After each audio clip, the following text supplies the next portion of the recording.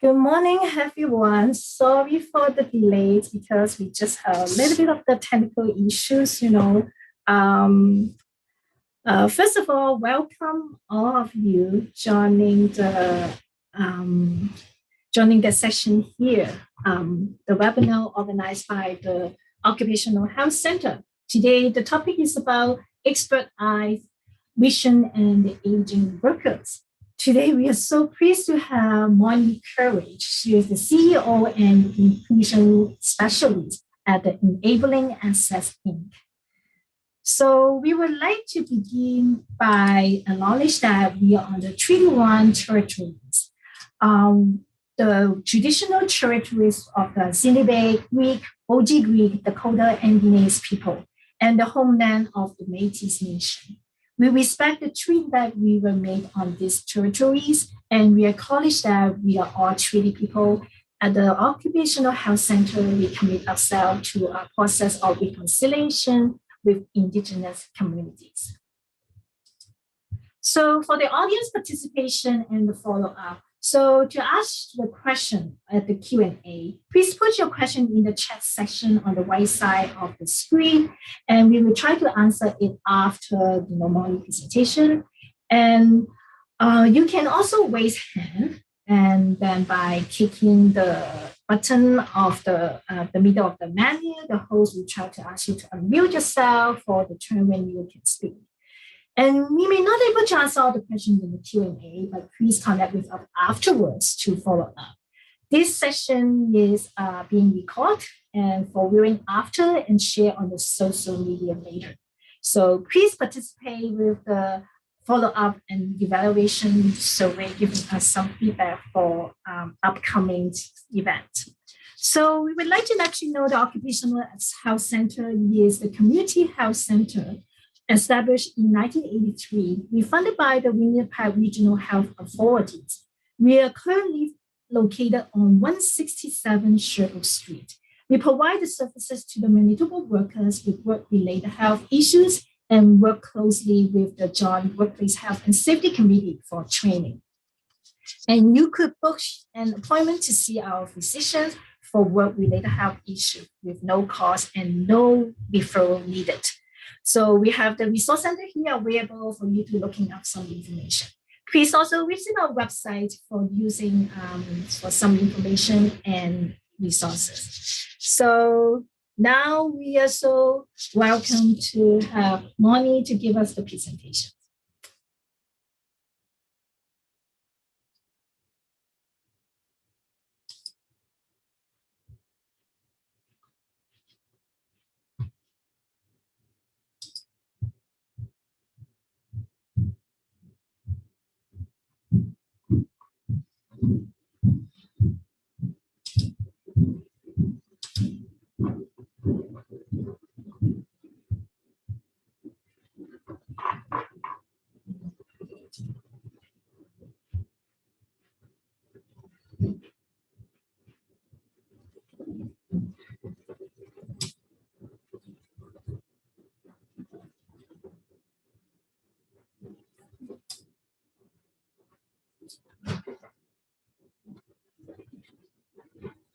I can see you here.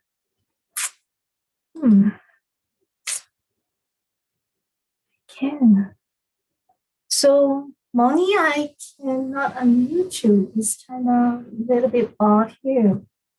I cannot find you here.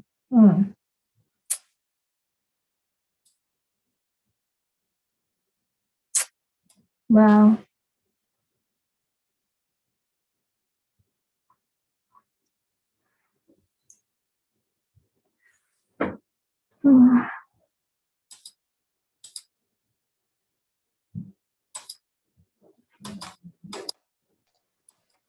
That's it. You found it, Tiffany. Okay. Can everybody hear me okay?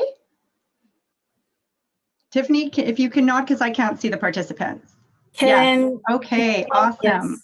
Yes. Awesome. There we go. I see some chats. We are going to use that chat panel today a lot so that we can communicate a little bit better. I think this is the first time the center has used this platform for these presentations. So thanks for your patience, everybody, as it was getting set up. So welcome to everybody who's joined. It looks like we've got about 25 participants joining us today, which is really great. And today I'm going to be sharing a presentation with you. So I am going to just share my screen, and I'm going to rely on that chat panel for some feedback. Since you guys, your mics are muted, it makes it a bit more difficult to have that engagement in talking, but you can certainly put your comments in the chat. So I'll keep my chat open so that I can see that what you guys can see from my here. So if you just bear with me, I'm sharing my screen in 1 minute. Okay.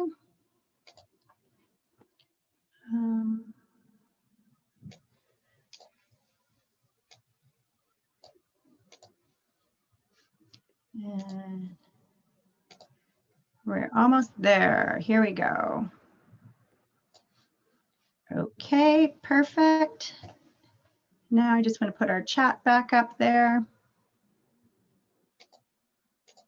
Great, now I can see my chat. Can I have somebody let me know if they can see my first slide there that says expert eye vision in the aging worker? Yes, I can see it. Okay, great. Is that all you see on your screen right now? Yeah, some participants say that yes. Yes. Awesome. Then let's get going. Okay, awesome. So we're all here to hear a little bit more about vision in the aging worker. So I want to just start by letting you know that my name is Marnie Courage, and I'm an occupational therapist, born and raised here in Winnipeg, and have worked with Manitobans and as individuals who have disabilities, including visual impairments and who are blind. As well as I've worked with workplaces, helping accommodate individuals and workers to do the jobs that they're trained to do and overcome some of the barriers in the workplace that help them be as functional and productive as possible. So I'm excited to share this information with you today. The first piece of information I have is hot off the press. I want you all to just take a good look at this slide and let it sink in. Because I think when you're thinking about this presentation and the topic today, you're thinking about those aging workers that you may have in your workplace. But I want to pause and let you know that we're also talking about you and we're talking about me. And basically, this is not about the aging worker only. This is about considerations in your workplace to think about your present you and your future you and the rest of your team members. So let's all just think about aging workers differently now and think that this is about all of us and what can we do better in our workplaces to support people who are having experiencing vision changes as they age. So today what we're going to do is talk a little bit about the demographics of our working population. We're going to become familiar with some of these vision loss related terms, and we're going to talk about how it can impact the workplace in terms of safety, psychological health, and other kinds of interpersonal issues that happen at work. And then I want to take you right to what can you do to continue on this journey to better support employees in your workplace who may have vision loss or may have other impairments or age-related changes. So here's some information for you that may be new to some of you and it may not be new to others, but we do have an aging population. And so what that means right now is seniors or people over 65 are accounting for 17.5% of our Canadian population.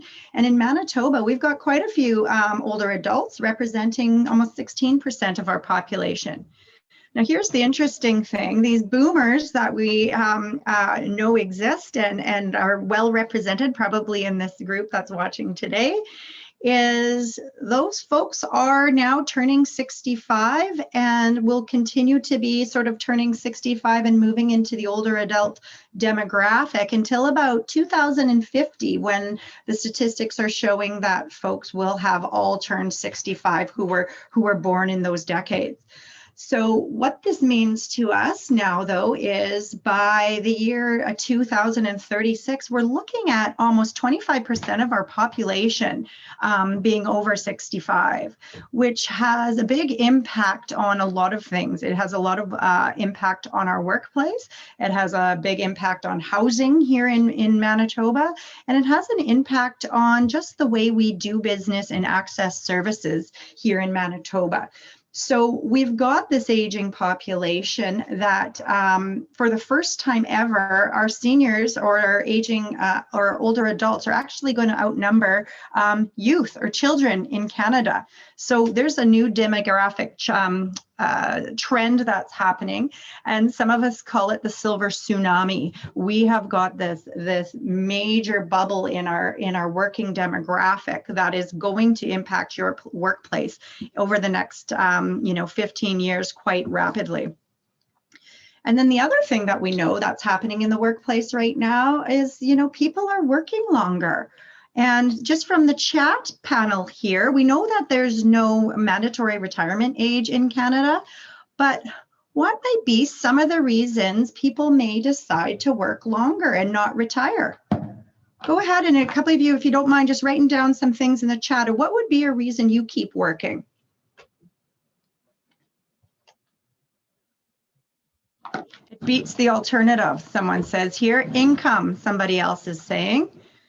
Yeah, and those are some of the issues that people are facing. If you know anybody who's recently retired, one of the things that they're faced with is, now what? What do I do with my time? What kind of meaningful activities am I going to fill my time with? Because what we are finding that people are, and I'm seeing that in the chat, there's just not enough savings. We're not saving enough to retire at 55, 65. And so we know that, people want to keep busy. We want to do meaningful activities. Some people may choose to volunteer. Some people may take up hobbies. Some people just golf more and do some of the leisure activities. But we know people are learning from others who have retired, and the alternative's not looking that rosy in terms of what is left for somebody after work. So, and then there's other groups who are like, I can't wait to get out of the workplace. I can't wait to spend more time with my family. I can't wait to do nothing, or I can't wait to do these leisure activities. But for some of those folks, unfortunately, they can't afford to make that change when they want to make that change in their life. So we know that there's more people working well into their 70s in the workplace, and that definitely will impact the health and safety considerations that you're going to make in your workplace. So we think about the aging workplace. What are some positives we know about the aging worker? What are some things that we can really gain from an aging worker or older adults that happen to have been in that job for a long time? What's something you can gain from them? Let's see in your chat. Experience. Yes, knowledge and experience, knowledge, all of those things. Absolutely. That is probably your most valuable human resource, are the people who have been there the longest. And unfortunately, we're not tapping into that knowledge and experience as well as we could be, because these folks end up leaving. Sometimes they feel not valued. Sometimes they see that a lot of the investment and resources are going into new employees, and there's not a lot of time and investment being spent on a knowledge transfer to some of the younger folks. So in terms of time loss injuries in Manitoba, this is coming from Safe Work Manitoba, we can see that, here is the 20 to 24-year-olds, and the ages increase on this graph as we go. When over 55, we see that the injury rates and time loss related to injuries does go down. But one of the things you should know about those injuries for your older workers is the severity of those injuries actually increase with age. So that if somebody does hurt their knee, if they do have an eye injury, or they do have some other kind of injury, we're seeing less favorable outcomes from, let's say, rehab, medical treatment, those kinds of things. So if you're someone who's looking at return on investment and cost related to injuries, if an older worker is injured, it does cost your workplace more. And to know that with them being your most valuable human resources, you want to put some investment into protecting those folks as best you can. So I want to move right into sort of some vision related terms, because I know this is kind of, when we start talking about disability and impairment, people get squeamish and don't really know the language to use. I just presented at a national conference yesterday, actually, on language in accessibility and disability. And it's something that I think every workplace could benefit from learning more about, because we don't know what terms to use. There's some things that you're not sure what people, would relate to or maybe appropriate, or what fits into what is the old term that we call politically correct. Now it's about respectful language and person first language. So I just want to give you that overview, but to just let you know here about vision related terms. So what is blindness? And think about blindness as being on a spectrum, right? So we're talking about your sight being impaired enough with your daily activities like reading, cooking, driving, all the way up to somebody being totally and completely blind. And so you've heard the term legally blind, and I just want to show you what that means. Is it's just a level of visual impairment that actually goes up to the numbers, where perfect vision is 20/20, where visual acuity here for legal blindness is 2200 or 660 or less in both eyes.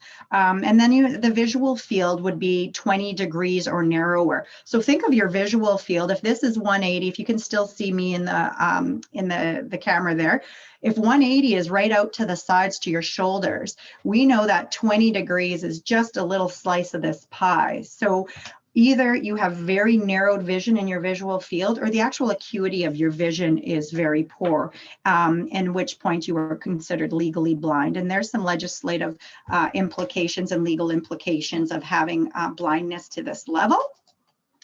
And then we talk about low vision. And so low vision is thinking about the loss of eyesight that can't be improved with corrective lenses, with glasses, with those kinds of things. So I have a visual impairment. However, I have an astigmatism in one eye, and I'm starting to have these go-go gadget arms, which means I'm having to hold my book a little bit further away from me, which tells me I'm having some age-related changes. But those are correctable through lenses. And so I would say I have an impairment, a visual impairment that's correctable through tools, right? And then want to talk about vision loss, because this is really what you're going to be seeing more in the workplace and maybe more at home with yourself and your family. And there's 5 areas of vision loss that I want to talk about. One is visual acuity, that's the clarity of your vision, light sensitivity, contrast sensitivity, visual field, and color vision. So that's where we see the areas of color loss. So in the area of visual impairments, on the things that can go wrong with your eyes, this nearsightedness, I know people get confused about it. Does this mean I'm nearsighted or farsighted? So nearsightedness is myopia, and that is really an impairment with your eyes where it does get difficult to see far away, and therefore you're considered having nearsight or nearsightedness. And farsightedness or hypertopia is the opposite. And then there's astigmatism, which I mentioned I have. It's with distorted vision at all distances. So where you would see a T connecting 2 lines like that, I would see them sort of look separated and a bit of blur between those lines. So, when I got glasses, I didn't have glasses until I was in my, I think early 20s going into university. And when I looked up at the stars, I always saw stars with these long points on the edges, just as you see them in drawings and things. So I always thought that's what stars were. And then the first day I got my glasses, I looked up in the sky and saw that stars look like dots. And so that's the kind of changes we can see with lenses and different corrective tools. But some people are either born with different kinds of visual impairments or blindness, and therefore are not able to use some of these tools to correct some of the impairments. So there's also this field of vision that I talked about. So in terms of having visual field impairments, our visual field is just sort of looking at where you can, where's your viewfinder? So you may have a very narrowed visual field, you may have a very wide one. And we know what happens with age, and I'll talk about this in a little bit, is our peripheral vision, which is way out here, starts closing in a little bit for us as we age. And it doesn't mean it completely closes, or that would be a degenerative condition that maybe somebody has, but we know that there's changes out here. So we know about visual field loss, that there's the central field loss that's right in the middle. So it means when you move your eyes or move your head, whatever you're looking at is exactly where you have loss of vision. And then there's the peripheral vision loss, which we kind of call tunnel vision, because it narrows your focus, which means you have to turn your head more to see things.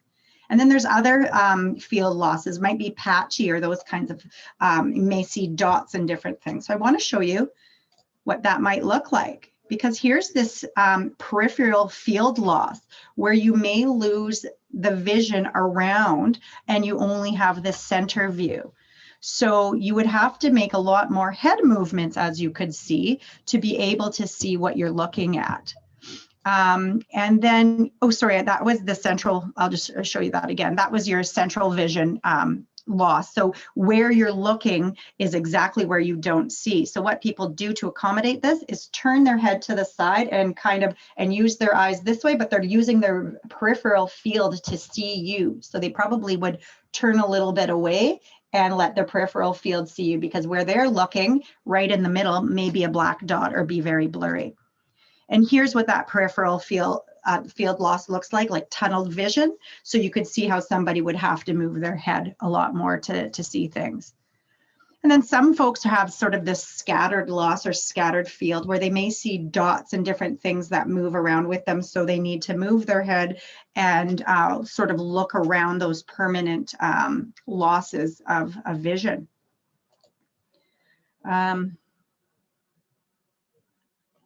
Okay, sorry, somebody was just saying, I see mytopia on the screen. Is it myotopia or mytopia? Sorry, it's mytopia, and there might have been an error in the font or in my slide there. Sorry about that. Age-related vision. So let's look at this. Diminished focusing power. I don't know about you, but if you spend a lot of time on the computer, you find that your eyes start getting strained later in the day.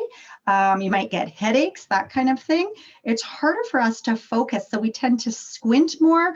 We tend to really have to use sort of extra energy to look at whatever we're looking at and focus.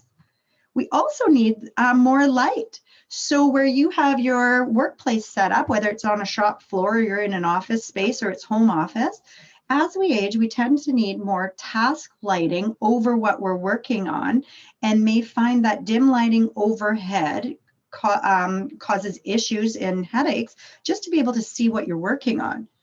Unfortunately, the challenge is in the workplace is to accommodate everybody. So you'll have young people who don't need as much light, and you'll have older people who need more light. So what that tells us is lighting needs to be adaptable and flexible.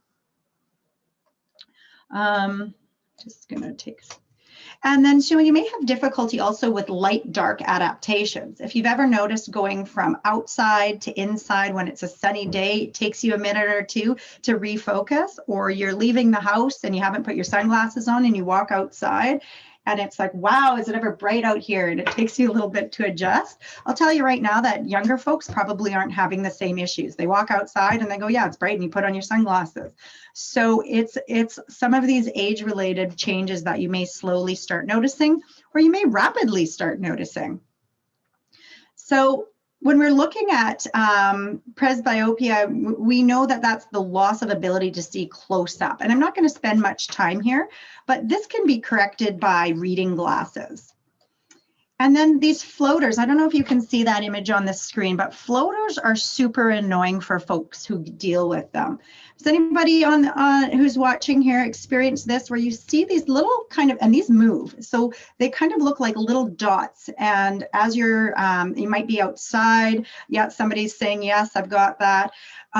So as you're trying to focus on things or look, you're kind of distracted by these little dots moving around. Sometimes they look like little worms and they squiggle. every day, James is saying there. So yeah, it's super annoying, and there's not a lot of treatment for them. And so it's an accommodation people are, it's an impairment that people are having to live with and bring to work with. Oh yeah, and somebody else is saying, I've had retinal detachment. I see lots of floaters. You get used to it, but focus is needed. So here we go. These are kind of really common things that we're seeing in vision changes. And then dry eyes. This is a super common one. And one thing we know about dry eyes is using eye drops. There's lots of research that's showing that it kind of, you get accustomed to using the artificial tears, and then your body, has harder time producing tears. Is anybody dealing with dry eyes in the workplace? You come to work, and especially there's occupational things like dust and maybe poor air quality, but having those dry eyes that drive you crazy and needing to put drops in. I'll wait to see if anybody's dealing with that as well. So we don't have much response to that, but we've talked about floaters. We've talked about some of those other things that we're seeing a bit more commonly. Here's the other thing. I know lots of people who are dealing with the tearing, so extra tearing, and so really this is your body's way of protecting your eye from contaminants, and so we'll naturally produce those tears to be able to clear our eyes, and especially if there's contaminants in the air at work. But sometimes it means that you're overproducing these tears, and it can be problematic for you as well. But an eye doctor can also can treat these conditions. So cataracts you've heard of, and this is that cloudy area that can develop on the lens in the front of the eye. I know a lot of people who have had not cardiac surgery, but have had cataract surgery and removal so that they can actually clear off that cloudiness, and that's really effective. So cataracts are a really common one, but sometimes people don't know they're there. They just sort of have noticed a gradual change in their vision, but it's something to note about if you have any of these changes. And then glaucoma, and that's really related to this increased pressure behind your ear. Or, I don't know why I'm saying ear, increased pressure behind your eye. And so we know what happens with that too, is that this comes on slowly, or it can come on more acutely, but people need to get tested. Usually when you go for an eye test, that's one of the first things they'll do is blow a little burst of air into your eye to test the pressure to see if you have glaucoma. Then there's retinal disorders. And one of the retinal disorders I would say is one of the more common ones is this age-related macular degeneration. And it's not great because it can certainly contribute to vision loss, and it can actually, but it doesn't usually cause that total blindness. But this is a really common one. And the common thread through all of this is having eye tests and making sure that your employees and yourself are getting tested annually for these age-related changes. Because I don't know about you, but what I do know about aging is often we can be in denial about a lot of these changes, and I'll talk to that in a minute. This may be surprising to you, but smokers actually have a higher risk of age-related vision loss. So these are statistics out of the States. I couldn't find as much coming out of Canada, but we know our populations are fairly similar. And so we know that smokers are up to 4 times likely to go blind in old age. Isn't that something? So is this surprising to anybody here today?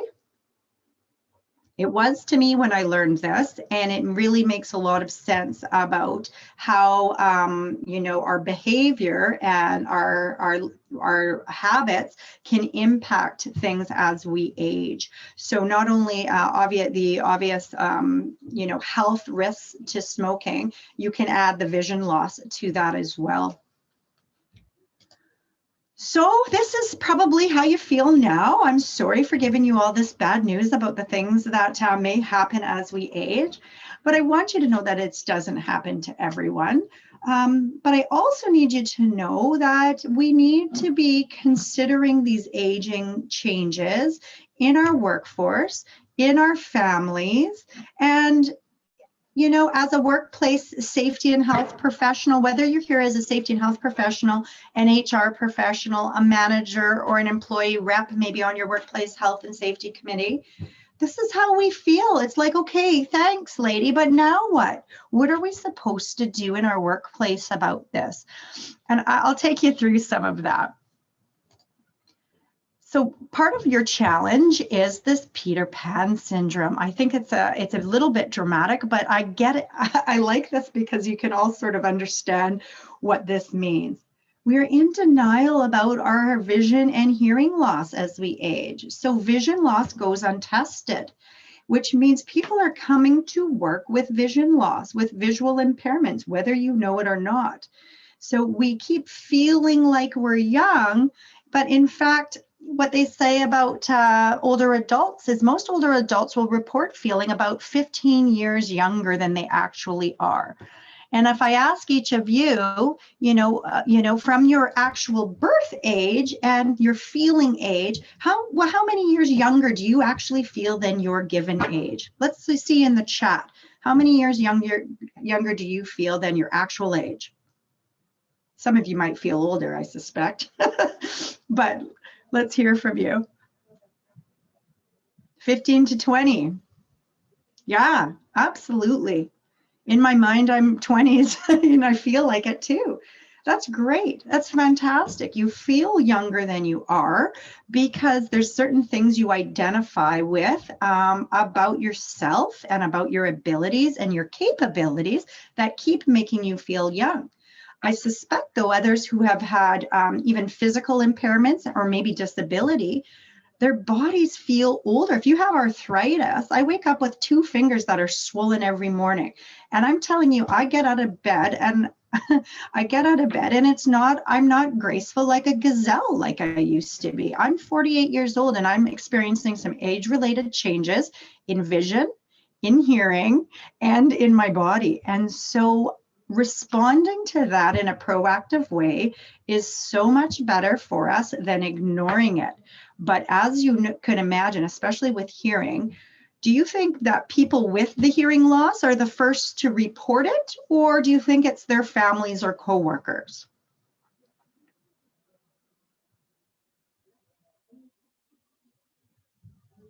Families, right. I would suspect other people, the people around them, absolutely. Family or coworkers, everybody's chiming in about that because can't you imagine that if you were losing your hearing or vision and you're starting to maybe notice a bit, but you're not really ready to embrace it all, or you don't maybe know how bad it is. You've probably got somebody in your life telling you how bad it is. It may be like, Marnie, I just told you 2 times. Did you not hear me? Or Marnie, you just tripped on that. Didn't you see that? And so our families, our coworkers, they are more apt to realize that we're having some of these changes. And so sometimes it's taking others to help us accept the changes that are happening as we're aging. And so I think you could also imagine that there's a psychosocial impact of vision loss. So we know that, I might suspect I'm having some changes, and I'll tell you right now, I'm absolutely evidence of this, that I have glasses for my stigmatism. I do not have glasses for my farsightedness because I just haven't done it. And what are my reasons? I was thinking about this morning before presenting, because I am a good example of this. I know that I have some changes. I know there's sometimes I take my glasses off and I kind of move forward, move back, because I'm trying to find that perfect spot of vision. Or if somebody hands me something with print, I will move it away from me. And I thought, I never did this before, but I haven't changed my prescription. So I represent your workplace. Who else is working for you or is working with you on your team who does not have the right prescription in their glasses, or who maybe does not have glasses at all, who needs glasses? or who is not taking those extra steps to care for their eyes or get their eyes tested. So this is the really big take-home message today. If nothing else that you learned today, know that there's people working in your workplace that don't have the right glasses or don't have the right tools for that work because they haven't had their eyes tested, or in denial, or are actually avoiding getting tested. So then imagine once you've had a diagnosis of some kind of vision loss or vision change, there is a lot that tends to go with that. There is this acceptance piece. There may be if you can't accept it and you're in denial, you're embarrassed, you might feel isolated, some guilt. Some people get depressed about it. And so how does that show up for people? Well, we see people withdrawing from their regular activities. Maybe they're not coming to the lunchroom as much anymore, or maybe they're avoiding some of their work tasks that they know requires precise vision, or they're getting somebody to come over and check something because they can't really see it. Really sort of having a bigger impact on the workplace and the individual when you have a vision loss. And here, this last piece is really important. They may be resistant to offered accommodations. And doesn't that now put you in danger and the rest of your workplace? So let's just chat about what are some of the safety implications of people like me working for you and with you who maybe don't have the right glasses for the work. What could you see as being some safety implications?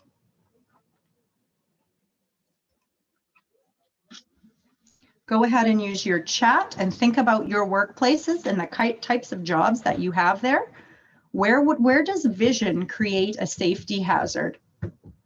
Driving, absolutely. Inability to follow instructions, written instructions, absolutely. Operating machinery, forklift operator without depth perception, absolutely.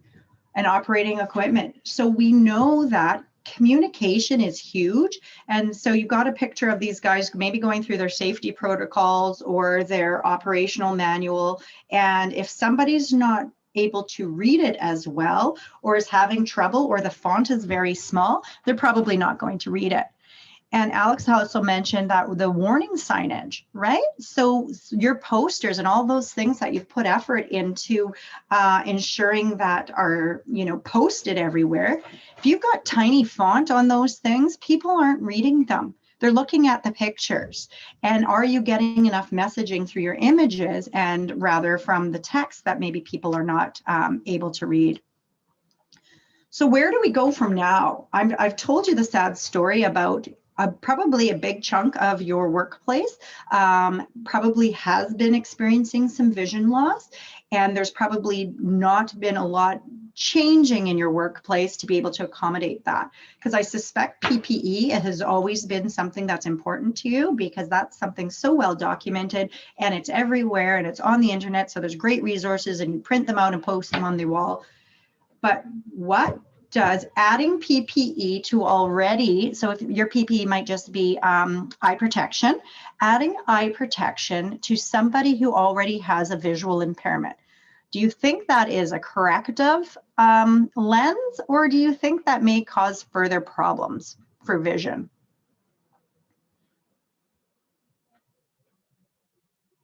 More blurry. We all know, absolutely, it's a problem. So when you hear people talking, I just got a batch of safety glasses with built-in reading adjustments. Awesome. So people are looking at this now, and the industry's looking at this to say, what are we doing to the visual acuity of our workers by offering PPE that is not perfectly clear? Right? So if they are a little blurry, and so if people have their own PPE, especially in COVID times, there's no sharing anything, everything's for every person. If they are putting their safety glasses down or their eye protection down and they're getting scratched and they're reusing and nobody's checking the quality of the PPE, we got a problem. And so put that in your back pocket till the end when we talk about strategies, because PPE is important. We can't stop using it. But we need to have checks and balances in place just to ensure that we're not actually making it harder for people to see. The other piece of this that I want you to be aware of is this AMA legislation. So, you know, the Accessibility for Manitobans Act, this came in 2013, and a lot of people don't even know about it yet. But what really it's doing here in Manitoba is really enforcing and outlining for Manitobans the responsibilities and roles of workplaces to make their products, services more accessible to the customer. But also within this standard is the employment standard, and the employment standard speaks directly to your hiring processes, your recruitment, your hiring, your supportive employment while people are at work, and your return to work actions to better accommodate people who have disabilities, including people with visual loss. So if you don't know anything about the AMA, it is all online at accessiblemb.com. So you can go there. I'll type that right in our chat here.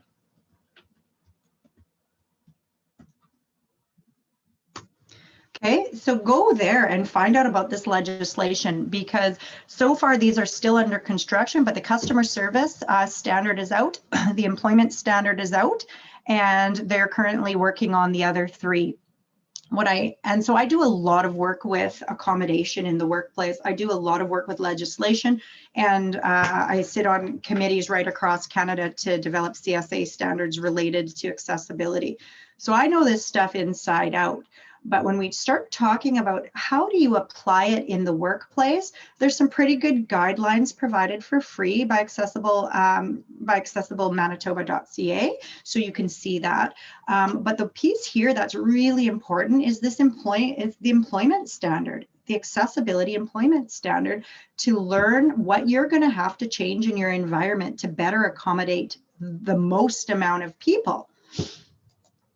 Also, another resource is the City of Winnipeg's Universal Design Standard, because they start talking about signage, they start talking about all of the things that will impact your workplace, and specific to vision. Vision runs through all of these standards, and so I suspect a lot of you don't know about what your requirements are or obligations are related to these standards. But it's talking about tactile warnings at the top and bottoms of stairs. We know with depth perception and changes in our vision as we age, we're going to see more trip hazards, or we're going to see more trips and falls. So it's looking at those fall hazards and understanding that your aging workers are more at risk of falling than your younger workers for different reasons, maybe peripheral vision changes, which is also the bottom of your field. So if I cut off if you just had a little piece of cardboard underneath your chin as you're walking around and not able to see your feet, I would guarantee you would be stumbling and tripping a bit more. So we know if somebody's having this peripheral vision change, if we know that depth perception is changing, we absolutely know that your hazards for trips and falls are higher. And we also know that they are happening getting in and out of vehicles most often, and also in changes of surface. So there's your slips and falls issue being highlighted.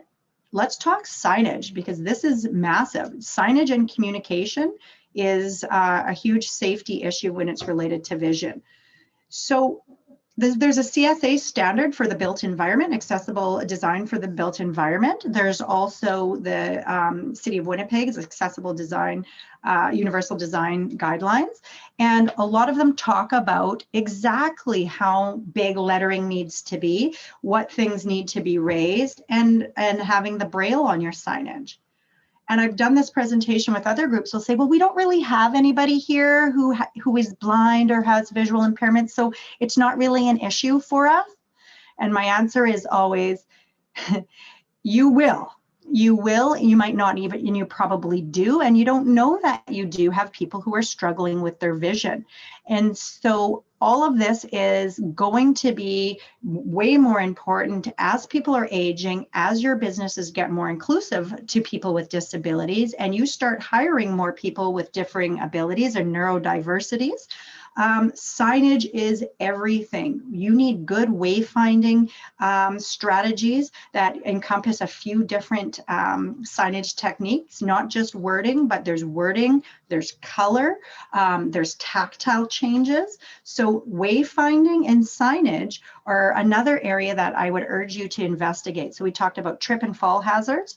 We talked about PPE for the eyes, to spend more attention on that and to really look at your wayfinding and signage. And then also your communication, all of your documentation and safety and health information that you're sharing is really important, that you don't go anything less than, you know, they say 12 to 14 font, but all of those guidelines are shared in here. But I don't really read anything that's less than 12% font or 12-point font. And if you noticed you're on the computer a lot, if anybody's using your Zoom function, you're probably having to use it because you're struggling to focus on the small words. If I showed you the text size on my phone, you would know that I've recognized that I've got some vision loss that I haven't fixed through my corrective lenses. But technology now allows us to make some of these free accommodations really nicely. So I increase the text on my phone. I access the Zoom function on my computer. But there's things that you need to do in the workplace to make sure that the communication of all your safety procedures and just your operational procedures are in a big enough text that people who have just a little bit of vision loss are able to see. And you also need to provide an alternate format for people who cannot see.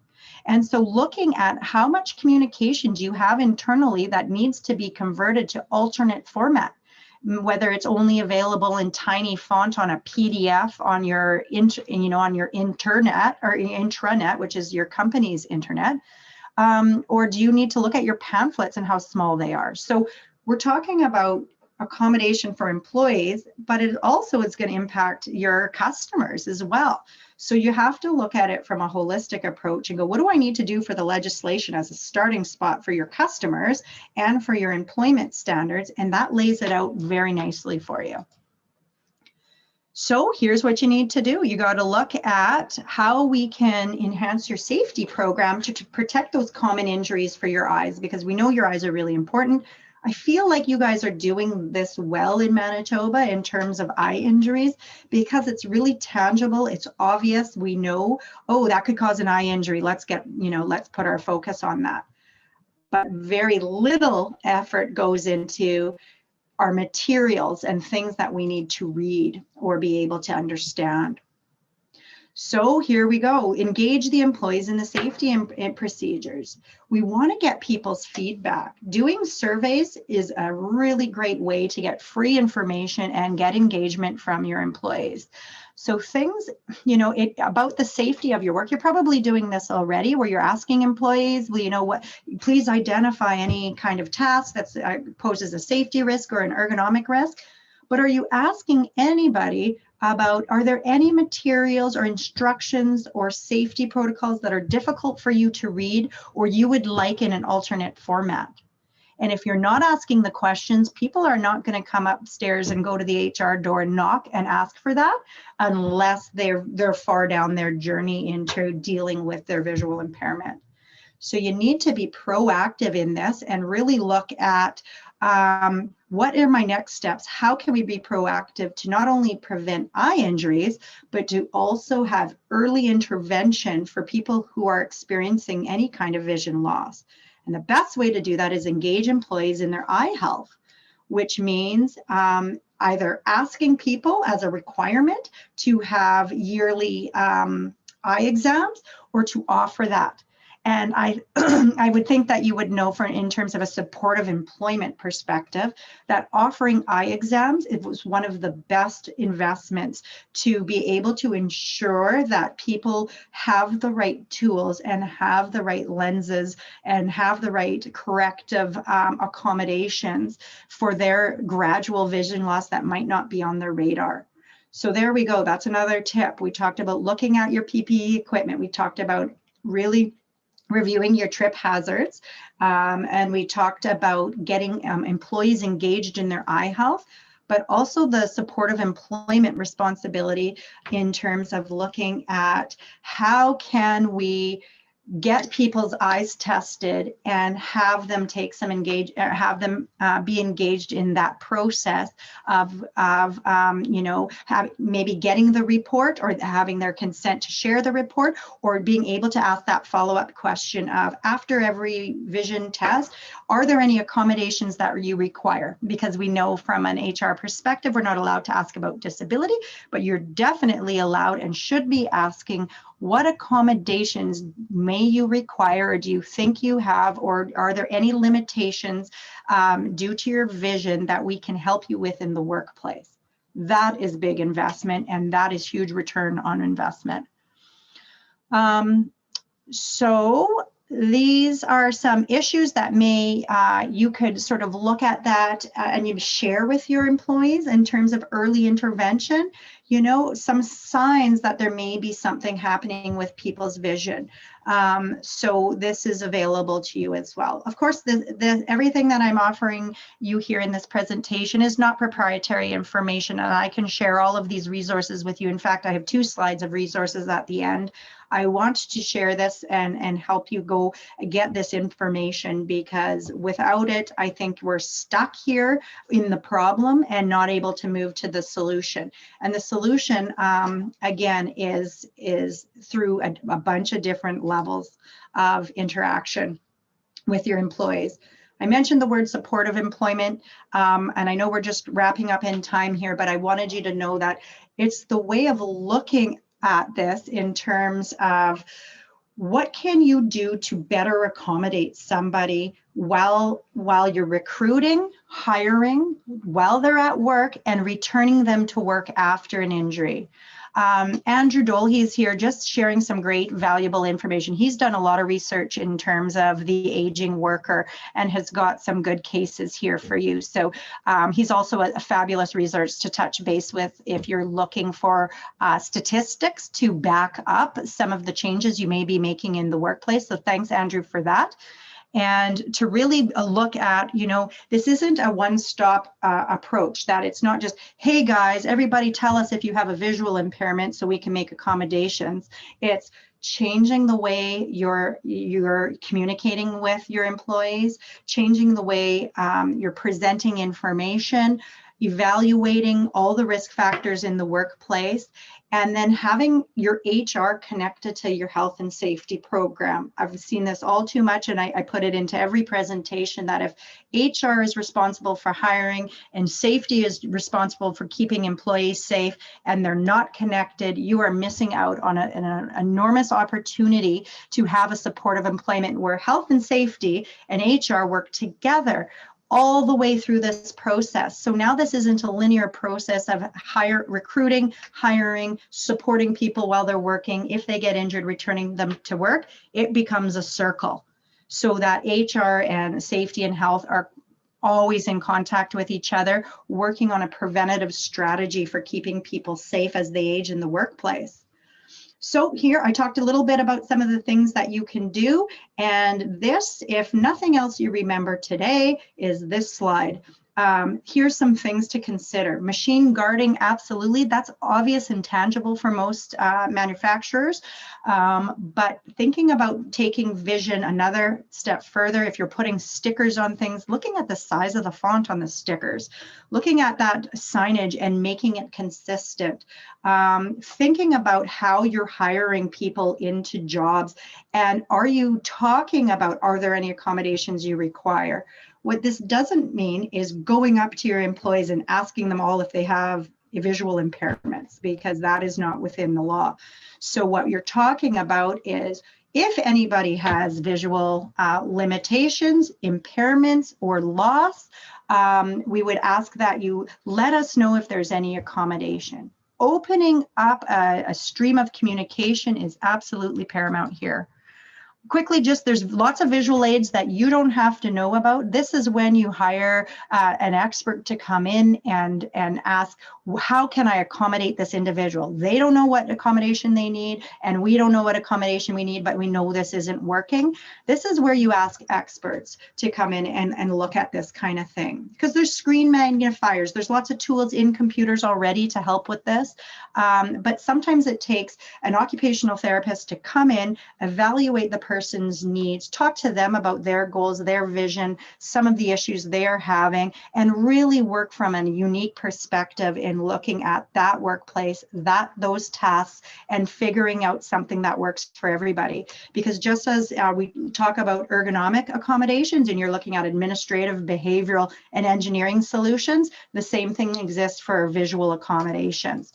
So here's another summary of your action plan. I'm going to finish this up just really quickly. You've got some great resources there. CNIB is a fabulous resource. They've got tons of stuff online about this. It's not just for people who are blind. They also have the Vision Loss Rehab Center of Manitoba. So that's a separate site, but it's built by CNIB.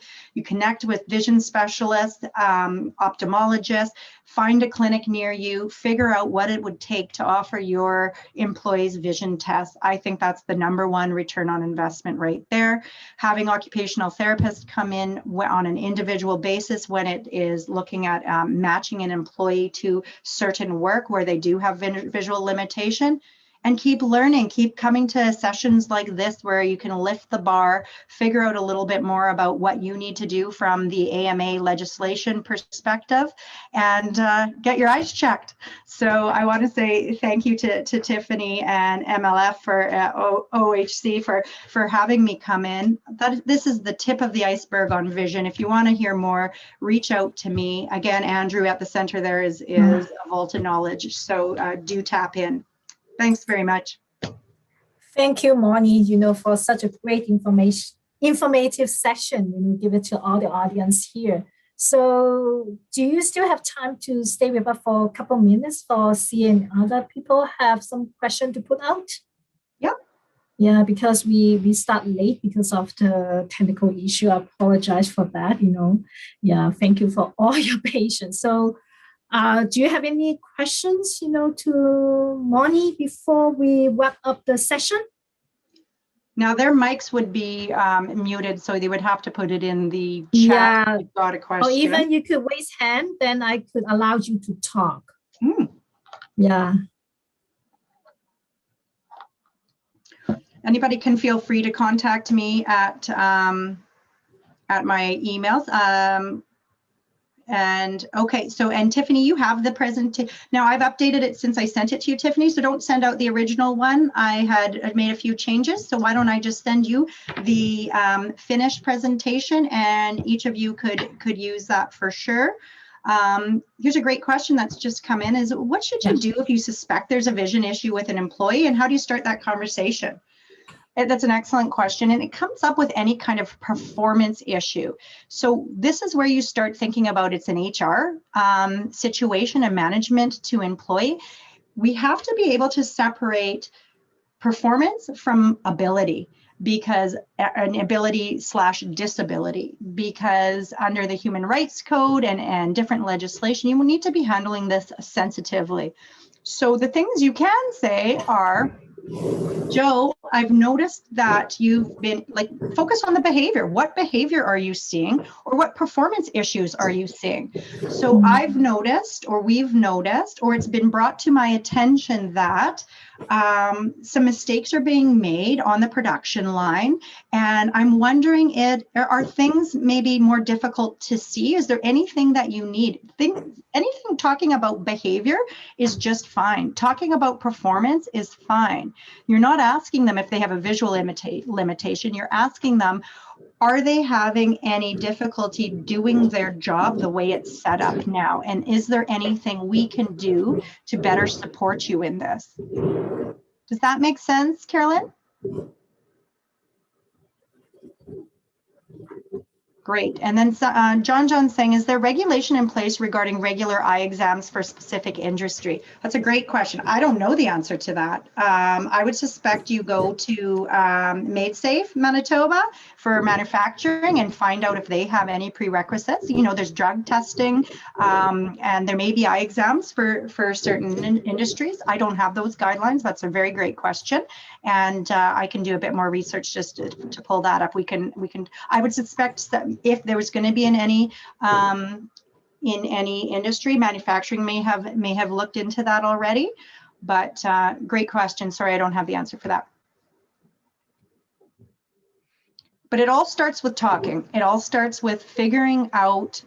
I'll tell you right now, you have people in your workplace that are not seeing what they need to see. So go with that assumption. And instead of picking out specific people where you think they're struggling, roll out a vision plan, roll out a vision program. Your 8 workers are only getting older. So in Carolyn's case, where she was saying that, yeah, there's this person, and I already know that they are probably struggling somewhere here. Great time to roll out a vision program where it's going to affect that one person, but you're addressing it to everybody else. That way you're not singling them out. But certainly if you've identified a safety issue or a performance issue, that is something that you can bring up to that employee right away. I wouldn't hesitate on that because somebody could get hurt and they could miss something that, you know, could potentially harm themselves or others. And so if you're looking at what would a vision plan look like, or a vision program, it is not just aimed at the aging worker. It is aimed at everyone. So it's about protecting your eyes from injury. It is about looking at better communication strategies about the information you need to share. And it's also looking at accommodations. So it's kind of this 3-tiered piece. And there's other avenues to that. But then, you know, do your pricing first. Go find out about eye exams and what they cost. And if you can get a relationship with an eye clinic near you, just like we do for a physical injury, right? A lot of workplaces now have relationships with clinics that say, you know, within 24 hours, we've got a clinic that you can go to get that injury looked at and to provide us with the information we need, including a functional abilities form or whatever it happens to be. Get vision on there. Get vision. What are the visual requirements of your job demands? I do a lot of job demands analysis, and we look at the visual requirements, but I'll tell you, most workplaces haven't looked at that yet to see what are the visual requirements to do this job. So that's another place you can start. If you're looking for consultation on what you can do, I do this kind of presentations to managers, leaders, and focus it exactly on their customized, what do you need for your workplace and what are some steps that you can do? Because it's kind of uncharted territory. And I do know that it will affect people that don't think they need this help because we're all aging. We all will experience some change and some more than others.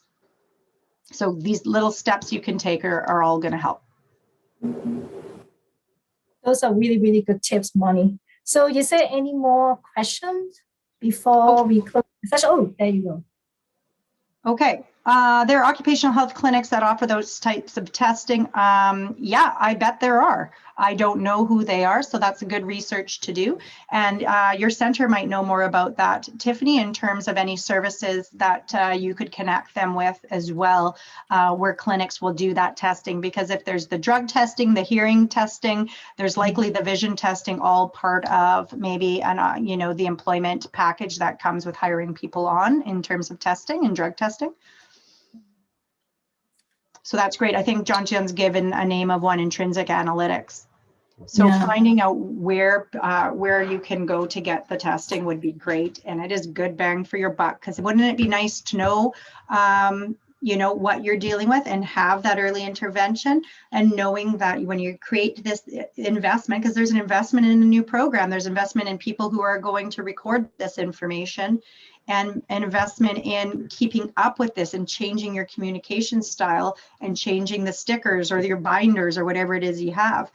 So I know it's an investment, but it's a worthwhile investment, and it will keep those valuable aging workers working.